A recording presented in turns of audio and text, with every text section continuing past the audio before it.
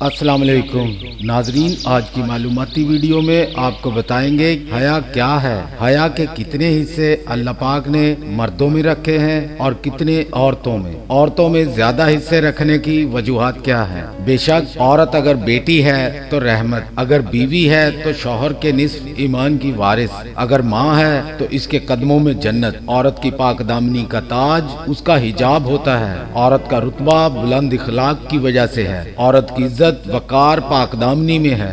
उसकी बर्बादी उसी वक्त शुरू हो जाती है जब कोई गैर मर्द उसके हुस्न की तारीफ कर रहा हो और वो कामकल उस पे खुश हो रही हो। इसलिए हदीस शरीफ में हजूर सैयद आलम सल्लल्लाहु अलैहि वसल्लम ने फरमाया कि हया के 10 हिस्से हैं, 9 हिस्से औरतों में हैं और 1 हिस्सा मर्दों में है। इसी तरह दूसरी जगह पे उनका ये फरमान है कि अल्लाह सुब्हान ताला जब किसी को हलाक करने का इरादा करता है तो उससे हया की सिफ्त छीन लेता है। इसी तरह नबी पाक सल्लल्लाहु अलैहि वसल्लम का एक और जगह पर हया के बारे में इरशाद है कि हया ईमान का हिस्सा है और ईमान जन्नत में पहुंचाता है, जबकि बेहयाई व बदकलामी संगदिली है और संगदिली जहन्नुम में पहुंचाती है।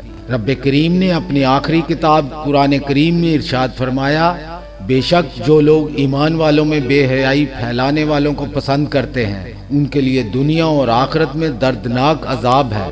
लिहाजा इस्लाम के असूलों की पाबंदी मुसलमान औरत को नज़ाकत, मजबूती, एतमाद और हया का इम्तिजाज बना देती है। औरत को इज्जत की निगाह से देखना मर्द की पहचान है, क्योंकि वो इसी के जरिए दुनिया में आया है। अल्लाह आपको और आपके घर वालों को अमन व आफियत, ईमान और सेहत के साथ हमेशा खुशो खुरम रखे और दुश्मनों के शर से, हासदों के हसद से बचाए। आमीन।